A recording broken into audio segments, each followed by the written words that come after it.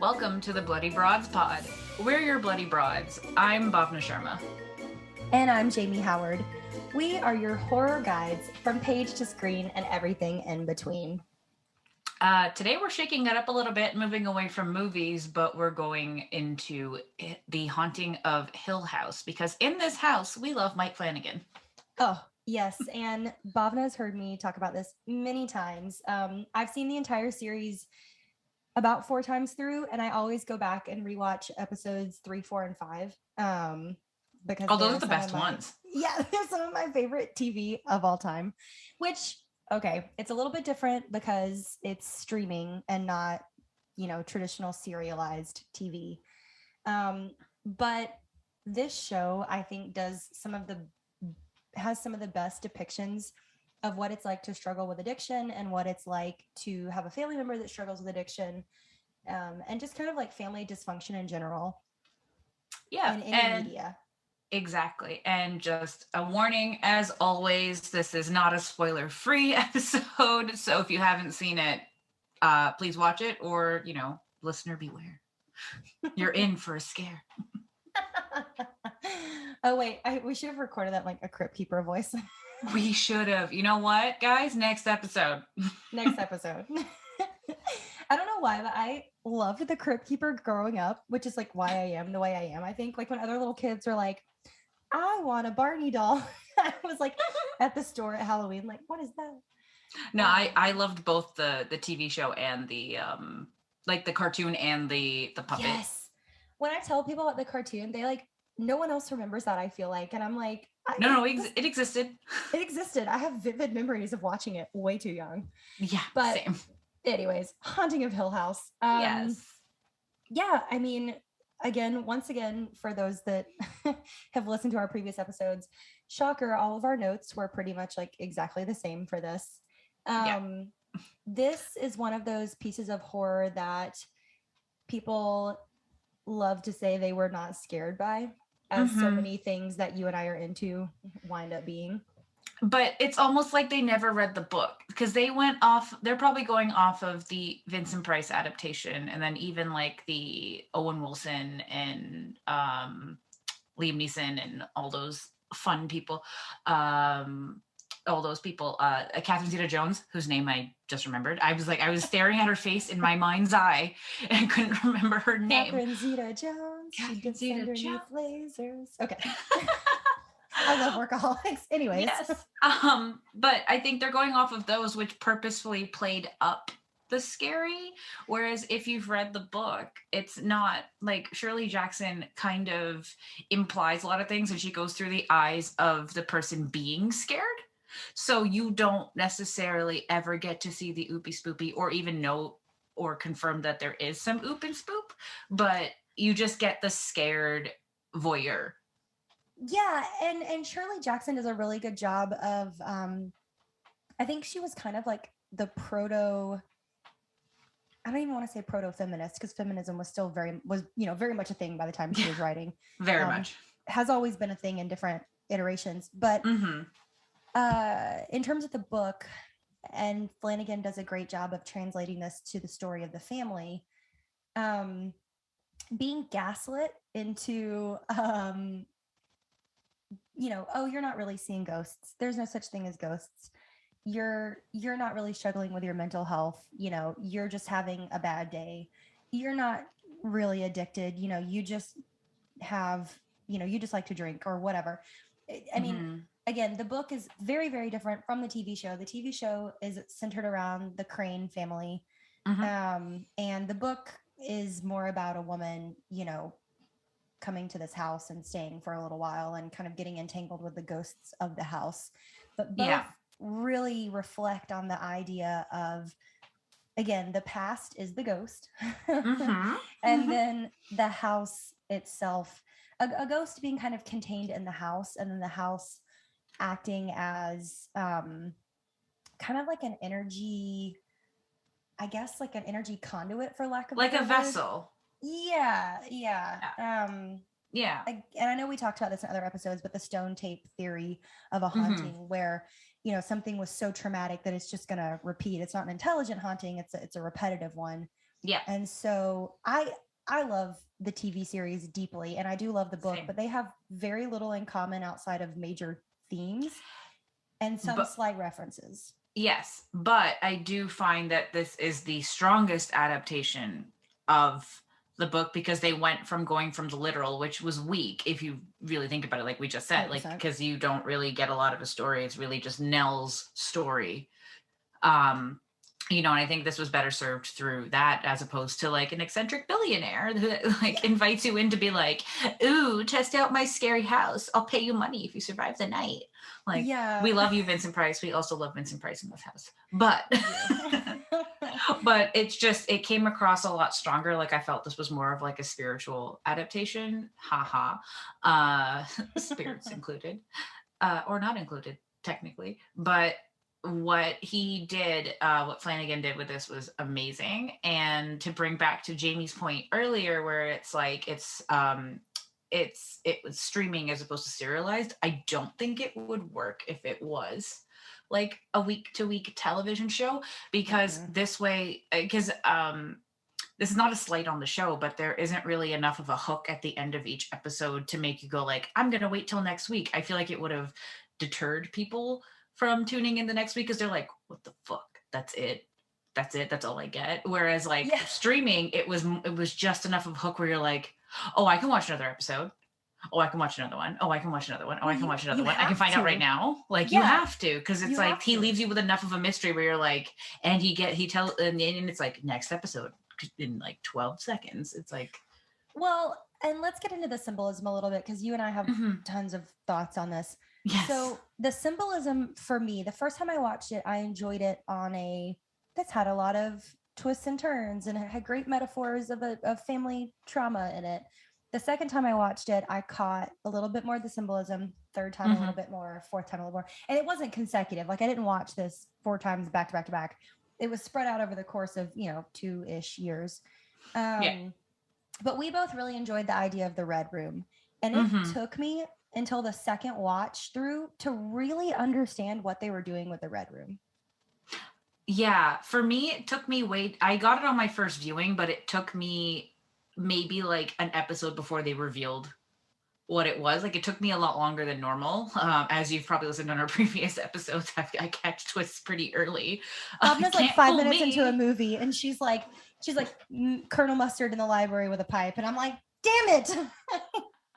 Well, that was just on a little tangent of a side note. We're both watching Midnight Mass right now. We're not completely through it because it came out a couple of days ago.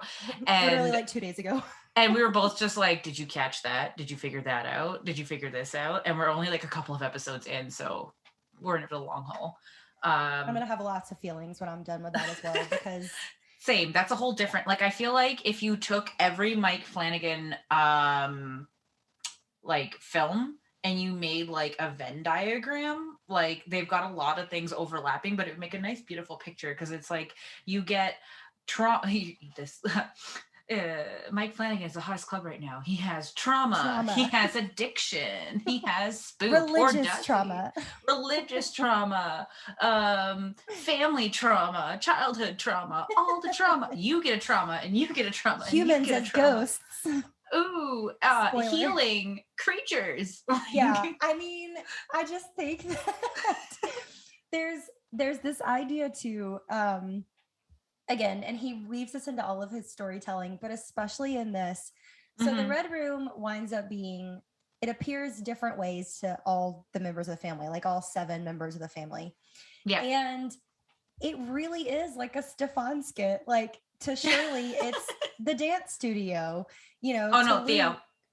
Theo's the dance studio. That's right. Yeah. To Shirley, it's the reading room. Yes. No, Theo. To Shirley, it's the family room. To I forgot the mother's name. To Carla. Carla, we love you. You're a great Carla, actor. we love you too. To her, it was the reading room. That's right. To Nell, it was what, the princess, like tea or play room, like tea party room. And then it was the treehouse for Luke, which that one really That's threw why me. that's why I didn't catch on the very first time I watched it, because I was like, what? Like, But this is Steven can go in there too, is the thing. And I'm like, how did neither of these boys, like, okay, fine, Luke I can get because he was a little boy, yeah. right? But Him Steven's being, older. but Steven's older, so why would he not understand that you can't enter a treehouse through your house? Well, and it made me wonder too, again, I'm gonna get real metaphysical. It made me wonder too if there was some kind of, you know, and I think it's interesting to watch how Shirley and Theo and Nell kind of all react differently to it as well. Mm-hmm. No one else feels, for example, the cold spots in the house except Theo Theo, and and the she mom. won. Yeah. So that's another overlap where like those two characters experience it, but no one else experiences it. So there's a Mm-hmm. lot of like string theory where like everything's happening all at once, but we're just experiencing time as one straight line. Yeah, so they can experience it that way, whereas Nell can see ghosts, and so can Luke. Mm-hmm. So those two can't see them, but meaning like the mom and Theo can't see them, but Nell and Luke, who are twins, can see them, like Bent Neck Lady, who we will talk about at nauseum I shortly. was gonna say at length. At length. Half this And episode I will probably be Bent Neck, just be the Bent bent neck Neck lady. Lady. Yeah. um, and I hope that this is something that other people feel strongly about as well. I know you do. Mm-hmm. The twin, there's that episode called The Twin Thing. And it kind of goes on at length about how, they experience things at the same time as well. Yeah. And I wish my only thing I wanted to see more of, I wish that had been a little bit more apparent kind of towards the end. Yeah. And we do get that. I know I'm jumping literally from episode 1 to episode like 8, but it's fine. We do, but just like the hauntings in the house, the episodes don't take place in a linear fashion. Right. And that's not just including the flashbacks. That's like, because there's 2 layers of flashbacks. Because you have the flashbacks back to when they were kids and they were living in the house, and then you have flashbacks to back to that time again. But then it's like to when the incidents happen, so like the mom passing and like the events afterwards. And then you also have flashbacks for each character as to like how they got to where they are currently in their life. Like each episode is there's a couple episodes that are just one character focus. Like I think the first one's called Steven Sees a Ghost. Yeah, and it's honestly one of my favorite first episodes of television of all time. Me too, because it's like it goes for that vibe change at just the right time, instead of like too early or too late, and then it's just like, oh fuck. Yeah. Yeah. And it's so heartbreaking. This whole series is just, again, I say this every episode, so if you have it on your bingo card, you're about to get it marked off.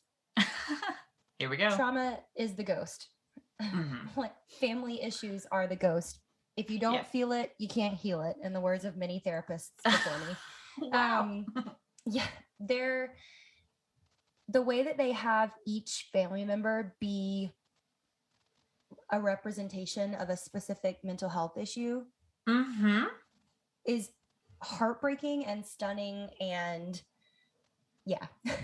Yeah, like we actually have extensive notes on this one because the funny thing is they're extensive, but they're not, because it's like bullet points for each family member.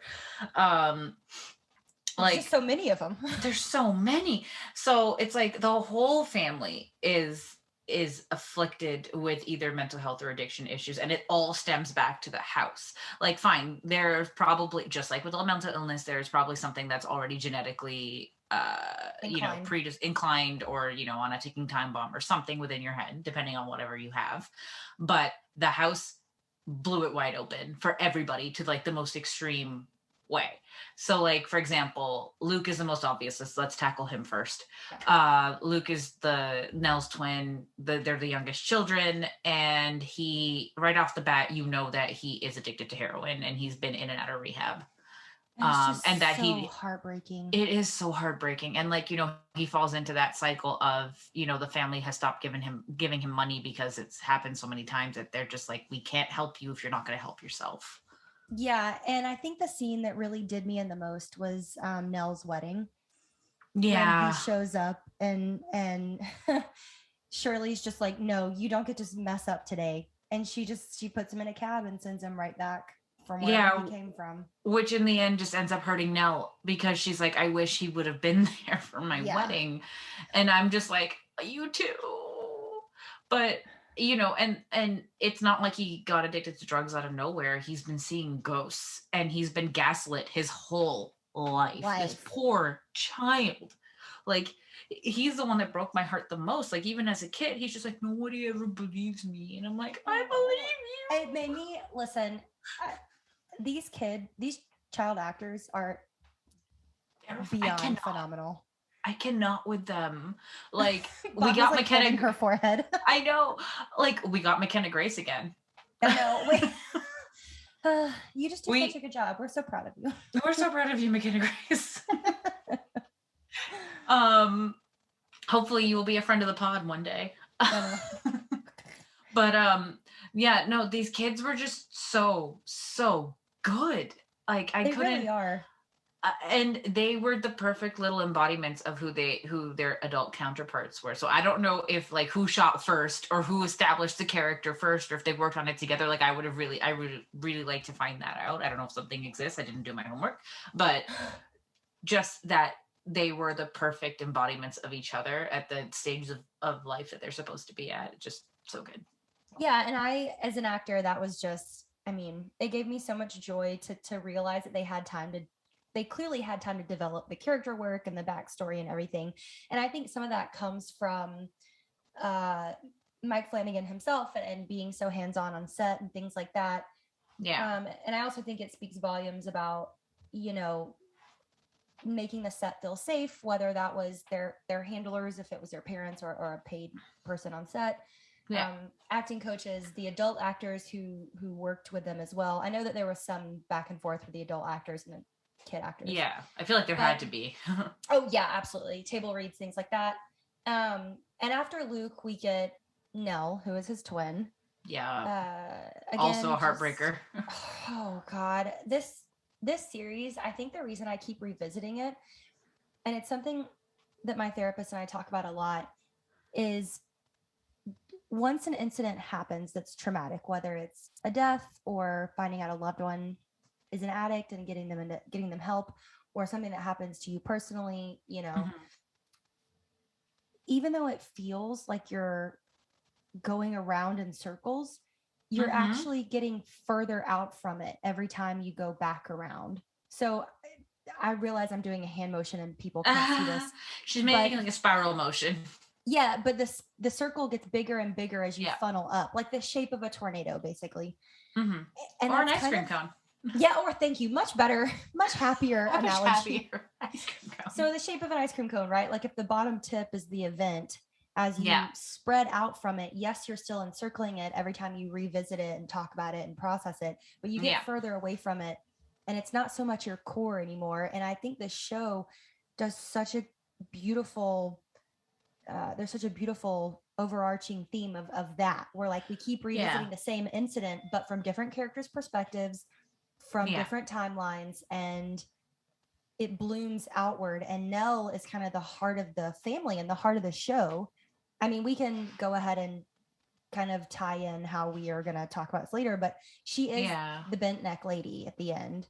Yeah. And so Nell has a sleep paralysis because she keeps seeing the bent neck lady as well as some other ghosts. Yeah. And have you ever had sleep paralysis? Once, and I've seen my brother have it and have him describe it as well. Okay. So I'm pretty aware of sleep paralysis. What was your sleep paralysis demon? My sleep paralysis demon. Actually, that's another poll we're going to put, or that's another thing we're going to put out there for you guys. Tell us what your sleep paralysis demon is, because everybody, well, at least everyone that's had it has had one. Mine was kind of like, you know, like the scribble ghosts from like 70s like cartoons, like, you know, when like not the ghost, but like, you know, like when the animation style of like something like it's like a dusty run and it's like all scribbly and like whoops. Oh my God, it was that gross. At the foot of my bed. Oh, absolutely. Absolutely not. Immediately no. Immediately no. Oh, Jesus. You should see Sorry. Jamie's face. She just recoiled fully back. It's so, that scares me. Mine are, so I have it not frequently, but I get it like Yeah. usually once or twice a month if I'm really stressed out, which who isn't right now. So excuse me, we're all living carefree, joyous lives. There's no pandemic. there's what? What? Climate panini? change. What's that? Yeah. But when I get it, it's very different every time. And the most vivid one I've ever had, fell asleep on my couch, like taking a nap, and I woke up very suddenly. And I don't know if you remember the big spiders from Jumanji, the original Jumanji with Robin Williams. It was Nightmare fuel. Yeah, right. It was a big spider like that, and it was like how spiders drop down from the ceiling on their web. It was like recoiling back up and down the ceiling, like it was like yo-yoing in front of me, and I knew it wasn't real. Yeah, I knew it wasn't real, but there was no can of Raid big enough for this thing. No can of like holy water Raid. And then other things I've seen, I've had one of those like shadow people moments. And if I and I am into the paranormal, as you guys have heard me say many, many times. Same.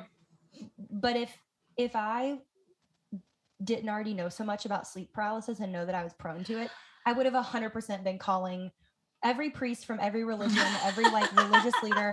I would have been like, we're just going to throw it all at the wall and see what sticks. And I think that's what's so heartbreaking to see it happen to a kid, because she doesn't know.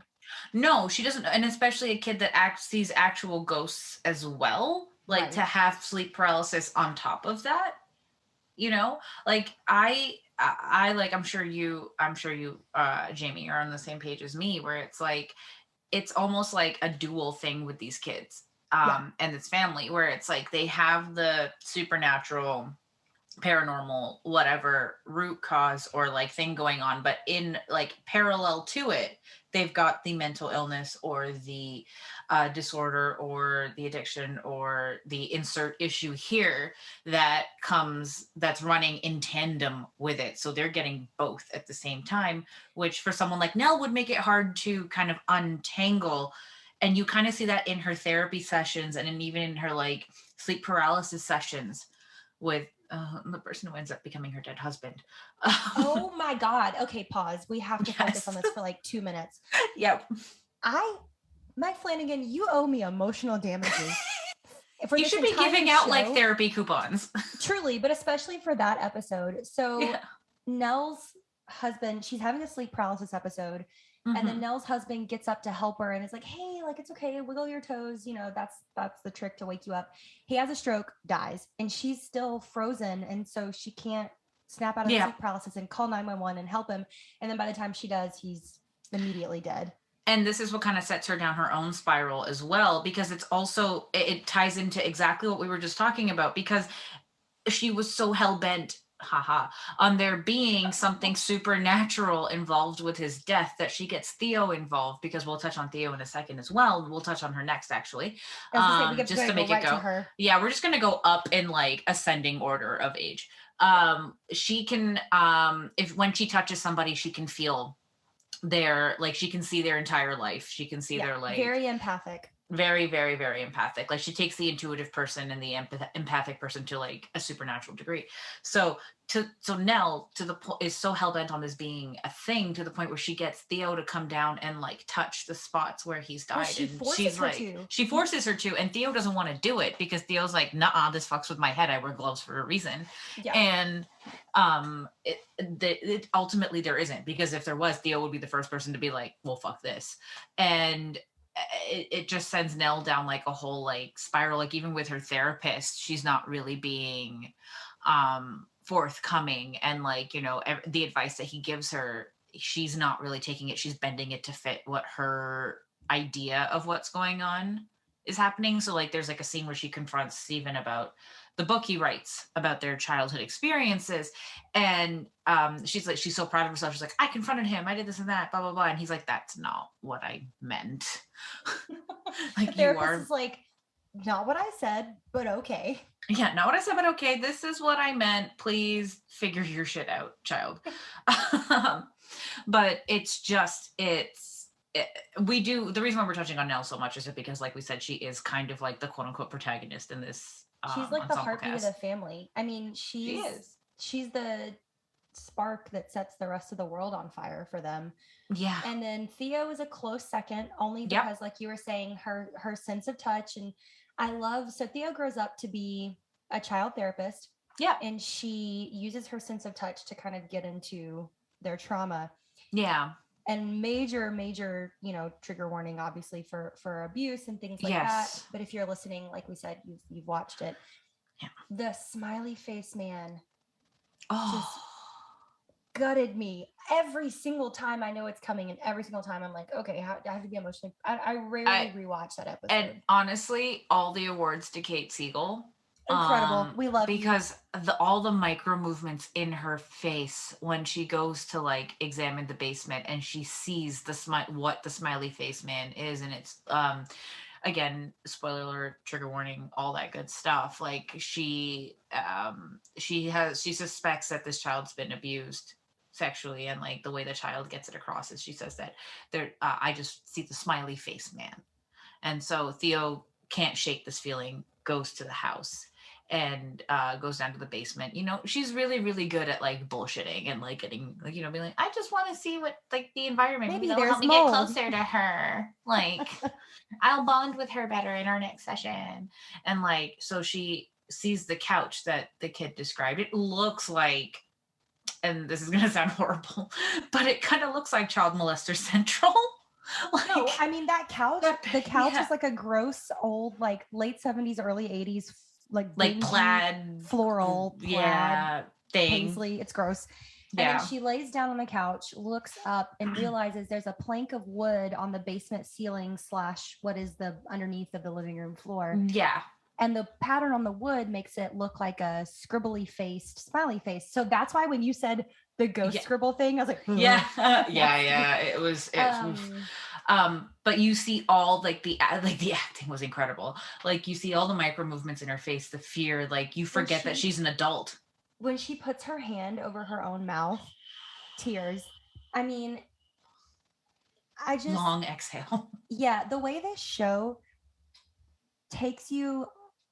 Oh God! 1 minute you're like, this is amazing. I love having this like spooky atmosphere and these ghosts, because there's one jump scare in the entire show, and it's infamous, and we'll talk about it in a minute. Yeah. But the way that this show relies on your own ability to track the situation, you develop a sense of dread that is just to me is more effective. Shake it. Yeah, it's more effective than any like arm. It's not a momentary scare is the thing. Nothing in this show is a momentary fleeting scare, because Michael's chasing you down a street with a knife, like it's like, oh, okay, then he's not there anymore, and like now we're regrouping, we're good, we got away, like, oh no, Freddy is in my dream right now, but you know what, in 5 minutes he won't be. Like it's like you get those moments with those kinds of films. I know we're comparing slashers to this, but and this is coming. I mean, like I said in previous episodes, this is coming from someone who enjoys slashers. It's just a very different. It's a very different scare, and slashers might be my favorite short term. Like I'm gonna watch something scary, but if I want to feel true dread and have that catharsis after, I'm probably gonna put on something that's paranormal or this or similar things. Like that's just how it is. Yeah. And the way that these kids, I know there's the theory that the 5 children represent the 5 stages of grief, but that's just a fan theory. Like Flanagan's always been like, nah, about it. Yeah. But also just for Theo, just back to her for a second, she, of all the children, had probably the healthiest, but also unhealthiest response to her power, her trauma, her all that stuff, by becoming a child psychologist. So it's like, that was healthy, because instead of going down the road of losing herself in drugs and alcohol or like whatever, she does lose herself in meaningless sex, but she also shoves down a lot of herself. Like she doesn't really feel her emotions, or she thinks she doesn't. And like then it culminates in that beautiful episode where the family just is all there after Nell dies, but like the day before the funeral. Sue Storms. Which, That's my yeah, favorite episode. Oh yeah, my God. The yeah, detail. And a lot of this show is a like there's so many scenes that are one shots, and that's kind of I don't want to say yeah, shtick because that I feel like that cheapens it. I don't mean that in a negative way. That yeah. show has one of the most complicated, that episode has one of the most complicated one shots. And it's so beautiful when she's in the casket and then they spin around, or all the kids. Anyways, Yeah. back to Theo. Yes, I love that she was like, I'm going to bury my feelings, but also help people. And I was like, wow, before I went to therapy, same. Like, that was very relatable, very relatable. Yeah, so it's almost like she's like, you know what? I'm just going to focus on helping other people and ignore everything going on with me. Like, la la la la la, not happening. I'm just going to wear gloves. Listen, when I realized what the gloves actually were for, suddenly, because you find Mm-hmm. out fairly quickly, but the Mm-hmm. first couple minutes, I was like, why is she wearing gloves? I thought she was just Yeah. really into gloves. Okay. I mean, well, you also find out fairly quickly that she's queer. Right. And I don't want to label her as a lesbian or something else because they never really label her either, but we know she's into the ladies. And so it's also just like, are the gloves like a fashion A kink? accessory Yeah. thing? I Like, is was that like, like your choice? Is that like your, I mean, not that you don't, you have to be queer to wear a glove, but it's almost just like, was that like her like thing? Is that like a fashion thing? And like, like stuff like that. And it's just like, wait, no, she's wearing gloves even when it doesn't go with the outfit. Like she's wearing this like, club wear, oh, tank top, yeah. jeans, kind of vest situation, and then she's got the gloves out, and I'm like, okay, That's a you know, choice. that's a choice. But I think the most powerful thing with her, like when you finally realize that, like, oh, this is what she's done, is like when she's in a session with a child and she takes her glove off to like shake the child's hand, and I'm like, is that almost cheating for your job? Well, I mean, I guess if it helps the kid. Uh Good point though. Hadn't thought of it that way. Yeah. Now I'm just like sitting here mentally replaying all the time that she takes her gloves off. And in the end, she does get her kind of sort of happy ever after. In the end, Yeah. uh for Theo, she takes her gloves off and stays with a partner that we meet, throughout the show. And Yeah, that she wanted to just desperately wanted to be just a one night stand, but then the other person was just relentless, and not in like a creepy way, but in like a let me be here for you. yeah, like a let me be here for you, because they get the call that Nell has passed. Hmm. And that's how we meet each of the characters, is actually their reaction to finding out Nell has passed. Yeah. It's how we meet them as adults, at least. Yes. And so it's so funny to me because Luke, Nell, and Theo are all the more spiritual twins. Like they all see and experience things. They're open to it, I feel like. And then the Hmm. two older kids, Stephen and Shirley, are the exact opposite. Yeah, So, they're also my least favorite. oh, I know. I feel bad. You guys are great actors, but wow, did I not like Yeah. your characters? I mean, Um, Hot Dario and what is it? Esme Cullen. yeah. Oh my God. Yeah. Yeah. I mean, bless it. Shirley, and I'm from the South and I've been around very extremely traditionally religious Hmm. people my whole life. Hmm. And there are people who are absolutely wonderful who use it as a way to help people. And then there are people who use it as the holier than thou typical attitude. And that's where she lands. Yes. And when we say self-righteous, we mean she can do no wrong. Nope. She can, yeah. So, but She can do no when wrong. She's the only self-sacrificing sibling. She does everything she does is for them. Like, and she had what's to so basically become their mom. yeah, so she brings that up all the time about like I was the most reliable sibling. I made all these sacrifices, blah blah blah. Is she older or younger No, than Steve? she's younger because then one of my favorite lines from her was just like, here I am again, taking this over again, like the oldest sibling. Oh, wait, no, that's you, Steven. Yeah, she really rubs it. She like if he's a dog, she's like taking his nose and like rubbing him in the mess that he made, Oh God, yeah. But she's really good at shoving everything down, keeping it contained, and Hmm. she runs a funeral home. That's like that was a choice. um but like then you get the whole her self-righteousness takes away from like the other angle of her running the funeral home, which is that apparently there's a plot point where like she's run them into the red because she's providing discounts She's providing like discounts for all these families because like her trauma, I guess, from that was just like they never really got to mourn their mom. They never really got to figure out what really happened to their mom, blah, blah, blah. Like, cause she's the most quote unquote logical, like her and Steven are the more logical, like ghosts don't exist fraction of the family. The kittens too, because I love talking about this. She finds towards the beginning of the series, they find some stray kittens in the fireplace of the guest house that's on the grounds of the house that they're renovating, of Hill House. And the kittens get sick and they start passing away like one by one. And she wants to give them a burial. So we get introduced to a lot of things at once in that kind of like 15-minute chunk of story time in this episode. We realize that she wants to bury the kitten, so she cares for something after it passes away. Yep. Then, like to the point where she's freaking out when it's suggested that she shouldn't. Yeah, when they're like, it's just kittens, whatever. And she's like, absolutely not. And then she's arguing with her mom about the keeping the ones that are still around. And she's like, no, these cats are sick, blah, blah, blah. And that's when we realize that the mother has been experiencing migraines that to me are very reminiscent of kind of like oral migraines where you get visuals, you get blooms sometimes. And I've had different kind of migraines, but I've never had these ones that she's experiencing. She calls them bursts of colors. And Olivia is the mom.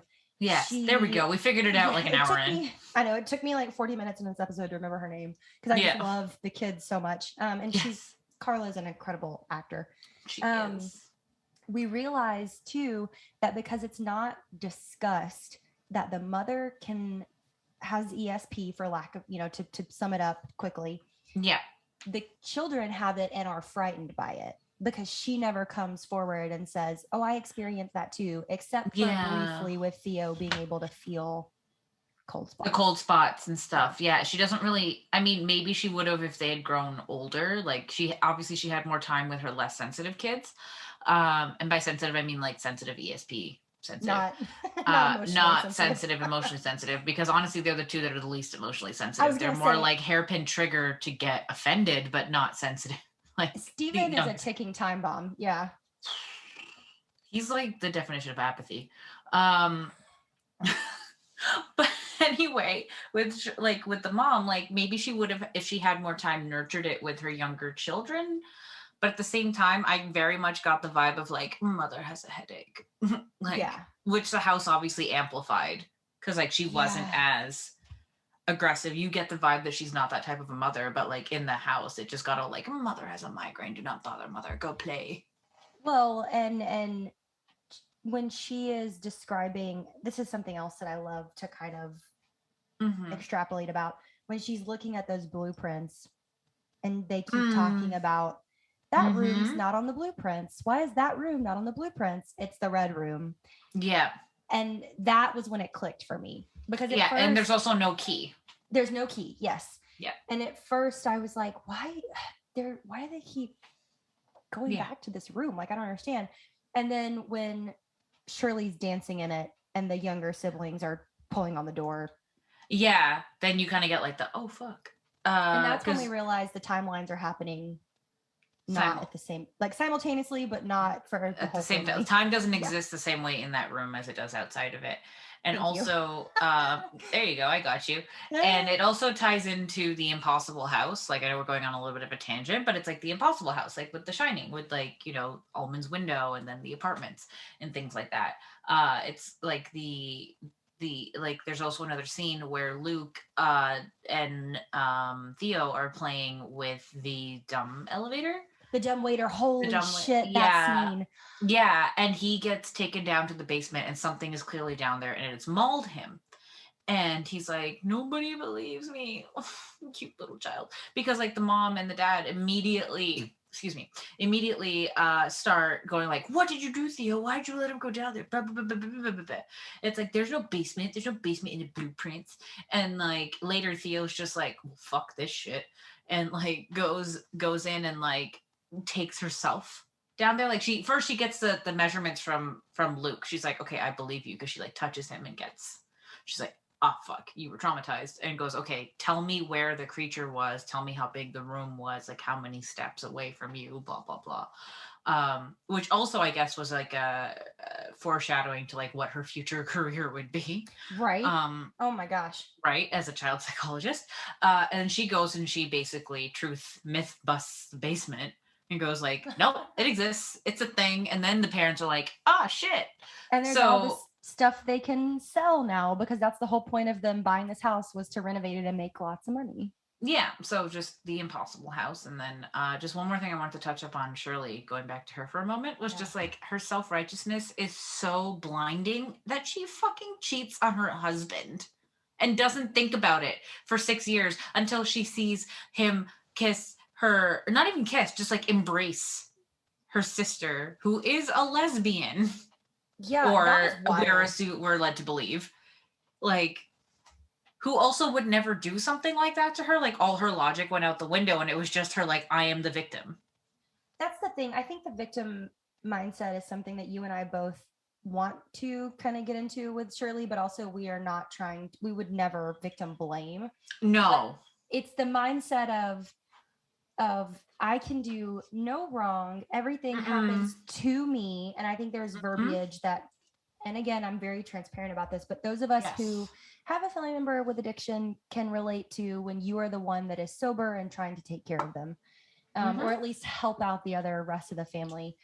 I mean, even if you take out addiction, not to downplay the addiction, but just like any kind of affliction, or like when you have to play a nurse when you're not a nurse, or you're traditionally not supposed to be, like, for example, a parent.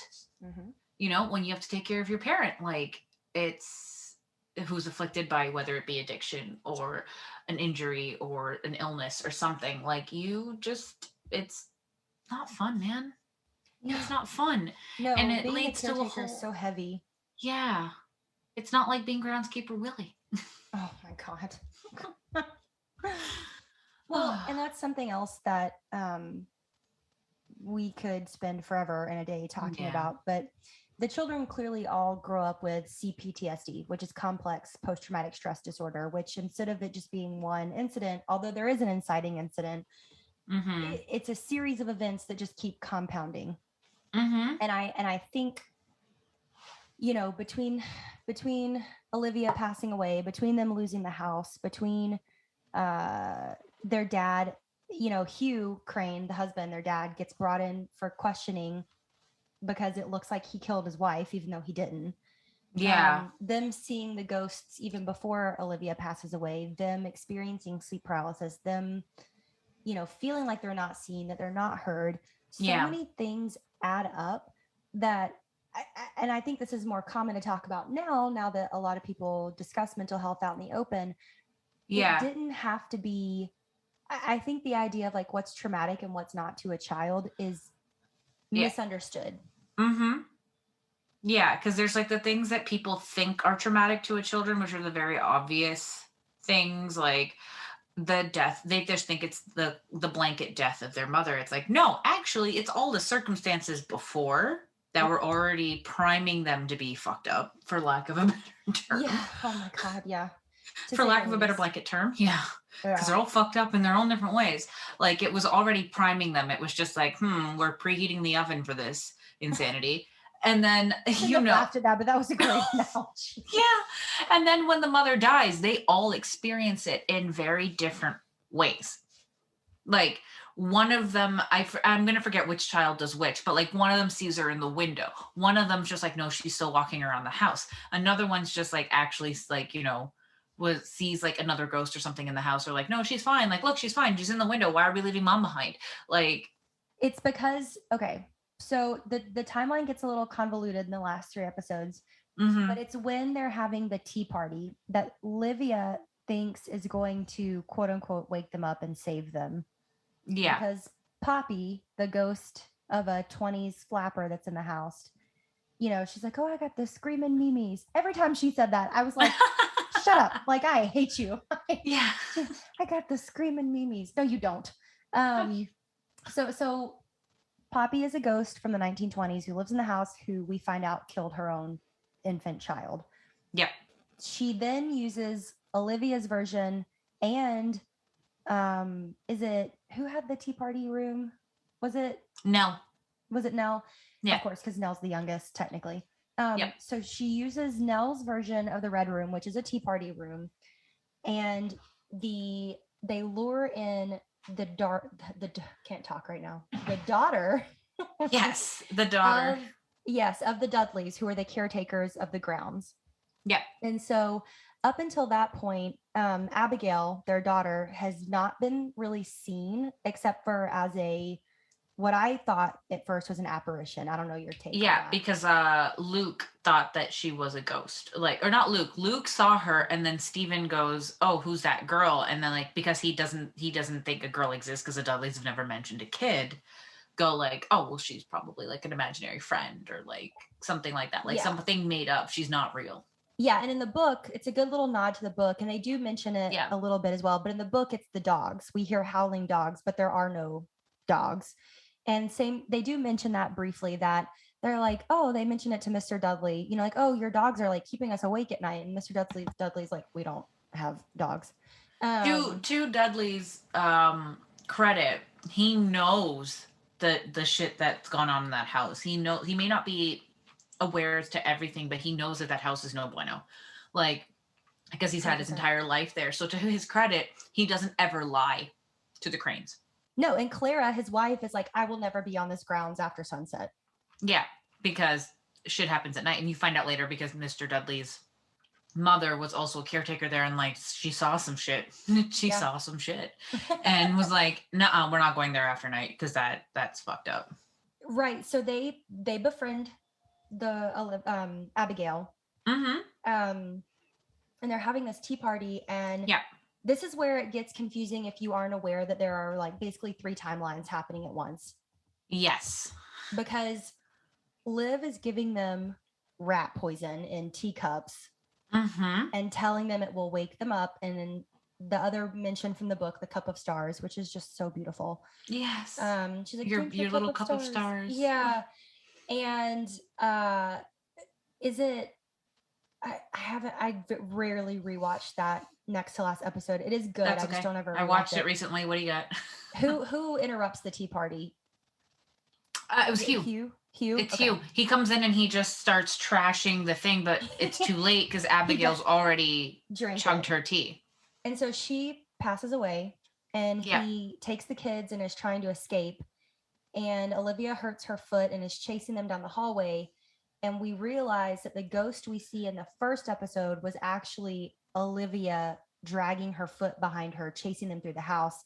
So that makes it even worse when one of the kids, because he was telling the kid, he picks up Theo, grabs Nell, tells Stephen to run, tells Shirley to run. And they're all seeing ghosts and don't realize it, except for Hugh, because Stephen says, "Wasn't that mom, or isn't that mom?" And Hugh says, "That's not mom." Yeah. Hugh says, "That's not mom." And because, as adults, Hugh keeps trying to tell him, you saw a ghost. You saw a ghost. Don't tell me you saw nothing. You don't remember. You didn't tell. Oh, excuse me. His angle was more you never told your siblings that you saw a ghost. Why didn't you ever tell them? Why didn't you ever say it? I think, and this is the perfect segue. We can go right into talking about Stephen. Yes. My least favorite. Well, I don't know. Between him and Shirley, it's a toss up. I know. We actually opened the series with him interviewing a woman to write his own book, and he's become a very prolific author, and he's basically profiting off of his tragic childhood, which if it had been just him, maybe I could rock with, but we find out that he didn't really get his siblings. No, and then he tries to win them over by being well, I'm offering you royalties, so I'm gonna give you all this money. Yeah, and I'm my dude, that is not the problem here. You are missing the point. Yeah. And then just to go back to Shirley just for a brief second, you get her self-righteous well, we're not taking your blood money. It's blood money. I'm not taking a single red penny. Needs it the most. Yeah. Right. And later you find out that her husband just takes it because she's bleeding them dry, and they have kids to think about. Honestly, her husband was one of my favorite characters. I was like, thank God someone gives a shit about these other kids. Also, he was strong enough in character not to be like, y'all are fucking nuts. I'm out. Right? I'm taking the kids. Fuck you. Yeah, and that's something people say all the time, like when you marry someone, you actually marry their family as well. I mean, that's an Indian saying. Yeah, he got a hell of a deal, huh? Yeah. Like he gotta yeah, he must really love her. But back to Stephen, back on topic to Stephen. So he's just kind of in complete denial of everything that happened in the house. Like he's very like rigid in his like, nothing happened. What are you talking about? Nothing fucking happened. Like, fuck that. He's like, it was a collective delusion. Yeah, like he even mentions later that he put up a wall. Yeah. Between that house and his life. And he moves on. He has like a wife, and she, like, they're trying to have kids, but basically you find out that he had a vasectomy. So like you realize that fucked him up so bad, and he thinks he's like put it behind him. He thinks like the whole shove down under the mattress, whatever, like theory, sweep it up under a rug, like way that he was living his life didn't really work, because it seeped right through and fucked him up real bad, because the wife is just like, I thought the problem was me. What the fuck? Like, didn't she say they spent like thousands on IVF? Mm-hmm. Yep. Do you know? Because I don't listen. I get it. I was like, cool, like I don't want kids, but like, yeah. Do you understand how furious I would be if I found out that my partner was lying about their medical condition that they can help, not something they can't help, obviously. But yeah, just that's such a deep betrayal, and especially for a woman to be told that it's like something with her body that's wrong. Yeah. Oh my God. Like I have conditions that can make certain things difficult for me later in life that are normal for other women. But I'm always straight up about it, because I would never want that to happen to me. Like specifically, I don't want to be lied to about that shit. So I'm very straight up, like when it comes to talking about that kind of stuff, because I don't want it to be like, I feel like it's almost stringing somebody along. Oh, like 100%. Maybe that's just my personal moral code, but I feel like that's stringing somebody along, where if you're not straightforward, like if you know that a certain, like, let's just say, for example, if you know that your partner wants children, you don't, and you don't want them, or you can't have them, and you just let them believe that and nurture your relationship. And then when it finally comes to that point in the road where it's like, hey, we've reached an age, or we've reached a point, or we've reached a certain milestone where it's like, hey, maybe we should just talk about this and stuff. And it's like, oh, by the way, no. It's just so disrespectful on like a trust level, because they had been married for I think 10 years at that point I think they said something like that. Yeah, it's like, because they're in their like mid to late 30s at that point. Like I think they mentioned Steven's 39. Yes, yeah, thank you. That's what I was trying to remember. Yeah. And Steven in general, so if Shirley confronts everyone about their bullshit and calls people out because she wants to be the self-righteous one, Steven does the opposite. Steven is like, we're not going to talk about it. I have a logical explanation for everything, when he really doesn't. No. And then like, even the way he treats Luke, right? Like everybody unofficially is done with helping Luke out financially and all that kind of stuff. They're like, dude, you're an adult. It's one of my things that I learned early in life. You cannot help people that do not want to help themselves. Yeah. If they want to help themselves, your help will go a long way, and their own will take them a long way, but you cannot help someone that does not want to help themselves. So when Luke in the first episode, like basically comes and sticks up Stephen, like he breaks into his apartment. Yeah. The way the way Steven handles is just like, I just need my iPad, dude. Just take my shit, sell it. I don't give a shit. Like, so I'm not going to help you get anywhere. It's not even like I can help you get a hotel or something. Like, because you can see in Luke's eyes that he wants to ask for like help. And he's like, no, I'm not using, it's for, so-and-so and blah, blah, blah. And like, his friend that they're trying to get a room because they've busted out of rehab, which is a whole other can of worms. Yeah, that's a whole other thing we could talk about for hours.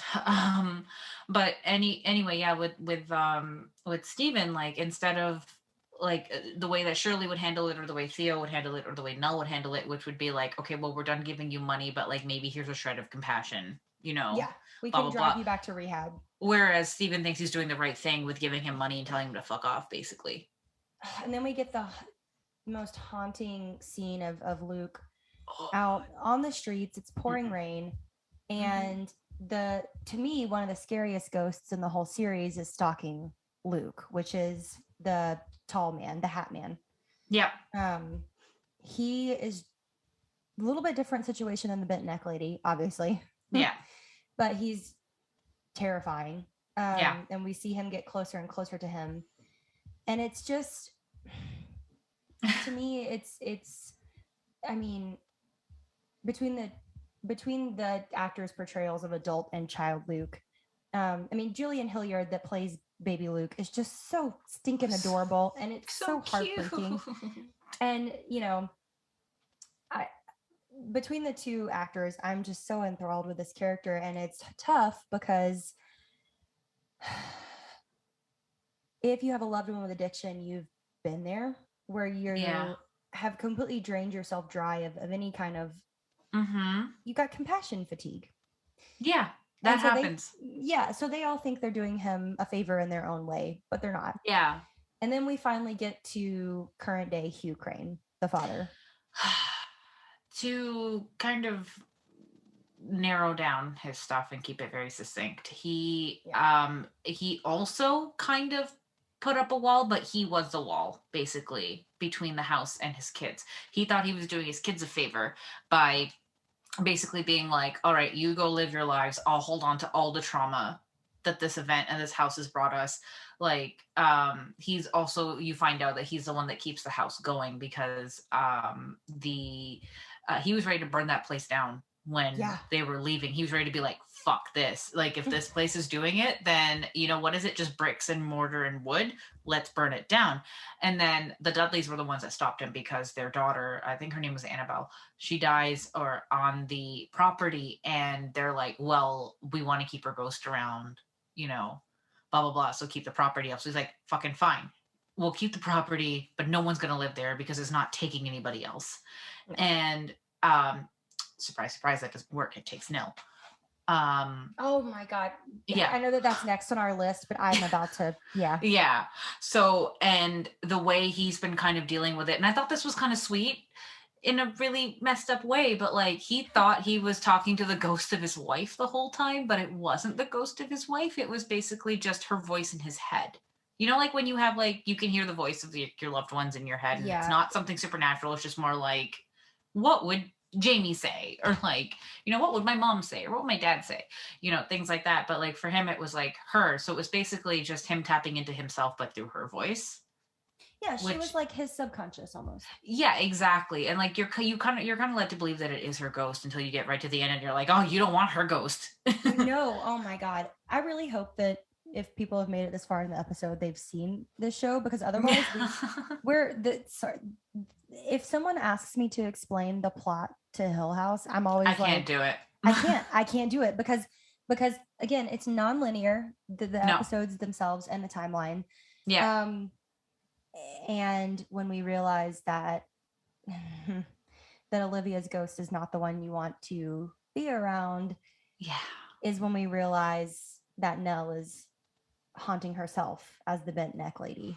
Which is the most heartbreaking thing, because she's so terrified of this thing to the point where she thinks it killed her husband. Yeah. You know, all this stuff, and she's seeing it more and more and more as she's an adult because she's nearing her own timeline. Like it's almost like the inevitable. So she's reaching that, and she doesn't know it yet, which is even, and we don't know it yet, which is even more terrifying because she has, it's almost like a self-fulfilling prophecy, because you can't not have her die if she's the bent neck lady. Yeah. I mean, the first time I saw it, I audibly gasped. B, I immediately started crying. And I don't mean like big heaving sobs, but that like slow trickle of, tears where you get super emotional. And you and I discussed this, prior to when the podcast wasn't even an idea yet, that it is justification for her because the bent neck lady is real and she does exist and she is haunting them. But it literally cost her life. And the Yeah. the rest of the family knows, well, I say that, Hugh and Luke know that Nell would not have killed herself. She would not have completed suicide. And when we get that flashback of Nell goes to Hill House, and at this point, it's 30 years in the future. It's all grown up. There's vines everywhere. The inside is decaying, and she's dancing around Hill House because in her mind, she's hallucinating that she's back at her wedding and that the wedding party is at the Hill House now, and she's dancing with her dead husband. Yeah, it's almost like a full-on delirium. Like she's gone full Hill House. Yeah. Oh no. Oh no. Now I'm gonna use that later. Yeah, she's basically gone full Hill House at that point. Like the house has taken her. Like there's no point in turning back at that point. Because the house is offering her everything she couldn't give herself or everything she couldn't salvage in life, giving her back everything that was taken from her. It's just so heartbreaking, and especially when you have that feeling of like a stolen childhood, you mourn for the person that you could have been. You mourn for the childhood you never got or got to finish. And she's mourning her husband. So at this point, she's just delirious with grief. She's having these, this very vivid hallucination of dancing with her dead husband and everyone else. Yeah. And then she dances her way up the winding staircase that we see many times throughout the show. Yeah. And Olivia's at the top of the stairs and puts the rope around her neck, but in like a loving, like, well, in the visual that we get from Nell's perspective, it looks like she's putting on, I'm trying to remember what it is. Isn't it like her necklace that she promises her she'll have when she passes away? Yeah. Olivia. So back at the beginning of the show, Olivia has promised, Nell that when she passes away, she'll have this necklace. So she puts a necklace on her, which in reality is a noose. Yeah. And when we cut to current moment, she, Nell's starting to like stumble off the edge of the platform stairs that she's about to jump from. Yeah. She says, "Mommy," in this tone that just emotionally destroys me. Oh my God. And then we get a moment of, did she jump or did Olivia push her? And Olivia has been under the influence of Poppy, the other ghost in the house, and under the influence of Hill House itself. And it is gut-wrenching. Yeah, it just breaks my entire fucking heart. I hate it. I hate it here. Again, I'm crying in the club right now. So, again, suing for emotional damages. Mike Flanagan. But again, and you brought up really good points, and I want you to be able to like loop back around to it. The timeline of her dropping through the levels after she hangs herself. Yeah, it's just like, it doesn't like, okay, like it's almost like, when you find out she's been a lady, it is a shock, and it like explains everything that she'd gone through. It explains all of that, right? And then but it doesn't make it less heartbreaking when it goes back and you kind of see her go through you kind of relive all the different moments, because it's almost like as she's falling. The way that they edit it, there's like jump cuts through each of the scenes where in the past episodes she's had sleep paralysis and she's seen the bent neck lady, and Nell's body is literally dropping through floors, almost like she's dropping through floors of the house itself, the way they edit it. And you go back in time for the most recent time she saw her, all the way to the first time she saw her as a child. And just that like concept, right? Like it's all the different times and places in her life. She's going through she's reliving her entire life as she's getting more and more and more disfigured, and losing her face and losing her, like turning into that like sleep paralysis demon. And she's getting like more, I don't want to say like not decomposed, because it's not decomposed. No, it's she more becomes surreal. more like she's becoming more like ghoulish. Yeah, there we go. Yeah, she's becoming more ghoulish with each drop. The brain cell. I got it right here. But she's floating. It's just the idea, the concept of it, like her going through her entire life. I'm like, Mike Flanagan, I didn't need that heart. it's fine. It's destroyed now. Well, and I think too, it's a good euphemism, analogy, whatever word you want to use, for Yeah. how we let our past selves haunt our future selves. Yeah. And it's so heartbreaking. We're both just sitting here like on the verge of tears. Sorry, guys. We're like, I'm trying to like pull it together. It's so heavy. And I think that's why I love the show so much, is that that's life. Yeah, it's life, and it's just ugh, and I'm like ugh, and I can't even form words. But it's also just the more like the just idea of how helpless you are to help yourself, because like she's going through, so she's not trying to scare herself. She's trying to like reach out and be like, it's me. It's just me. It's just me. It's okay. And then like the most heartbreaking is when she goes back down, and it's right after, or like while her husband is seizing on the ground. That took me all the way out. Yeah. I was like, I'm out. Bye. See ya. We can't even form words right now. We just keep pausing because it was so heavy. And yeah. Sorry, I have such guys. a terrible sense of humor. When you said it's me, I was like, it's a me. It's a me, Nell. Nell. Wow, straight to hell. Yep. I will see you at the bar, guys. Yep. But truly, I think, you know, there are other pieces of the show that speak to that, including the hidden ghosts, which are fun for the subsequent watches. Yes. I know it was very popular on social media when the show first came out, for people to post screenshots of, oh, I found the other ghost in this scene, or oh, I found the ghost in this scene. Yeah. I don't know. It's almost like an Edgar Wright film, right? You go back, you rewatch it, you see all the layers. Like I know I've mentioned that before on this pod, but it's almost just like that kind of vein where it's just like you don't need it to understand it. You don't need to see them to understand the plot. You don't need to see them to be moved by it. But it's just like there's more, and it adds. Yeah, and so that kind of brings us to kind of the end of the show itself.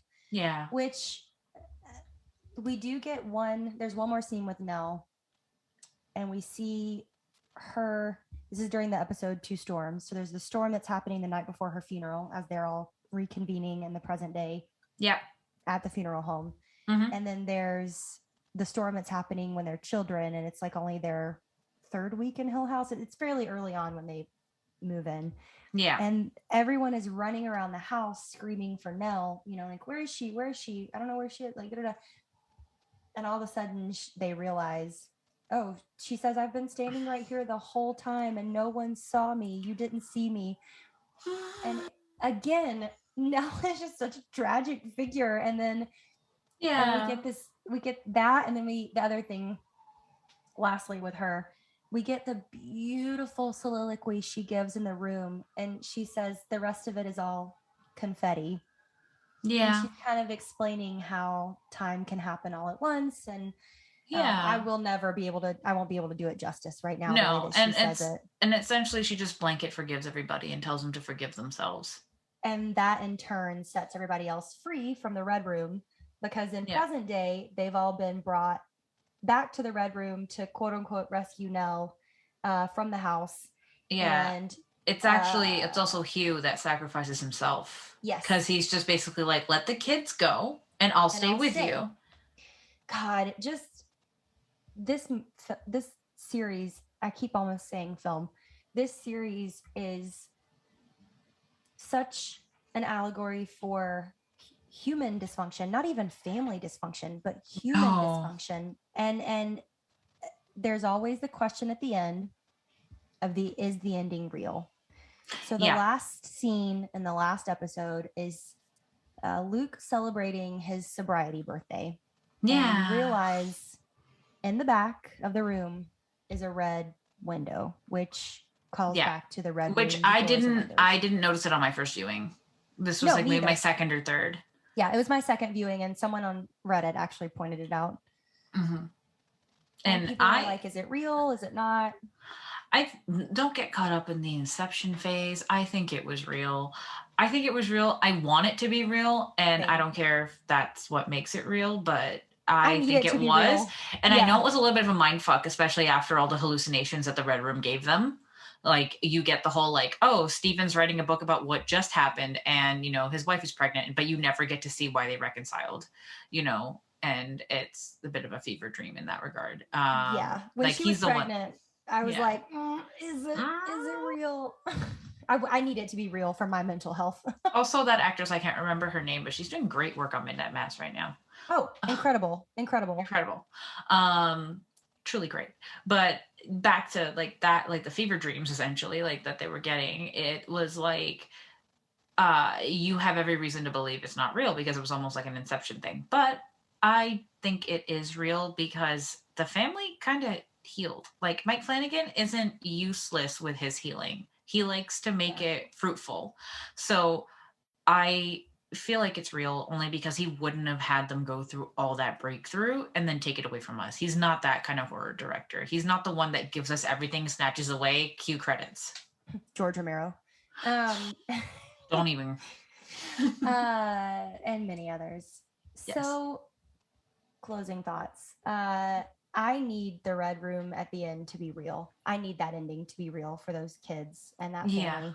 Yeah. It is incredibly heavy of a show, but as someone who, again, has had family members struggle with addiction their whole life and who is a major mental health care advocate, this show, if you are any sort of horror fan, whether you are into the paranormal or not, this show was an incredibly healing thing to watch and to dissect. Yeah. Including even if you have a dysfunctional family. Yeah. Listen, and who doesn't? Let's be real. My favorite highlights were the only single jump scare that we get is Nell interrupts her arguing sisters from the grave and thrusts her ghost self forward in between them and screams. Yeah. And then when Theo gets her happy ending with where you find her, she's moving away and she throws her gloves in the garbage. And it's like, done. I'm done. This is good. My closing thoughts are basically the same thing, and just it's one of those shows where it's oddly a comfort show. 100%. That's why I've watched it 4 times. Yeah, like because it's like it's almost like a fairy tale for horror. Because you rarely ever get that like happy ending. You get satisfying endings from horror movies. Like there's always, like the final girl concept. But like with this, it's more so like there is light at the end of the really fucking fucked up ghost infested tunnel.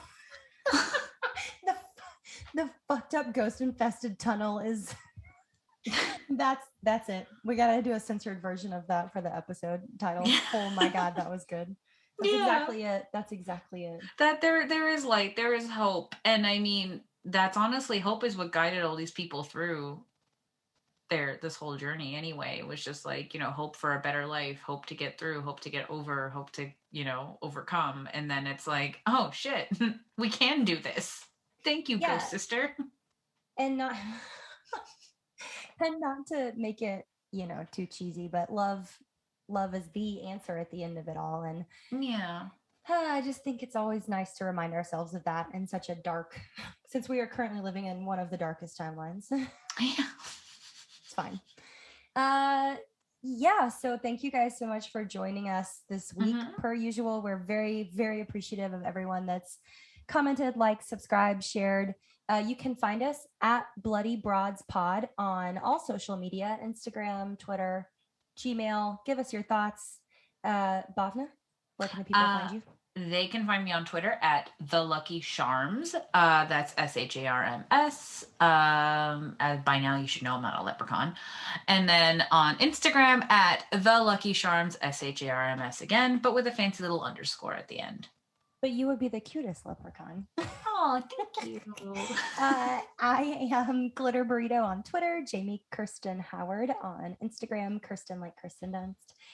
And subscribe, tell a friend to tell a friend. We will catch you guys later. See ya. Bye.